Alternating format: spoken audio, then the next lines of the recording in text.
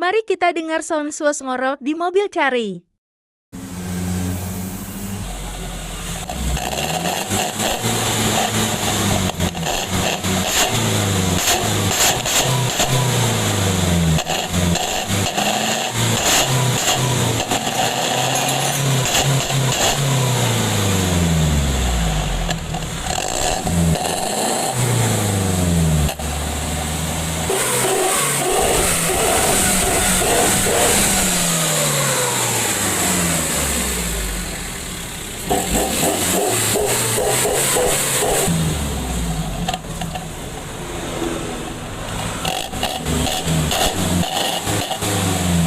Kita spill knalpotnya.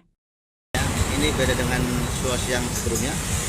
Kalau sus yang sebelumnya banyak plat ya, plat itu bertumpuk. Kalau ini sus ya langsung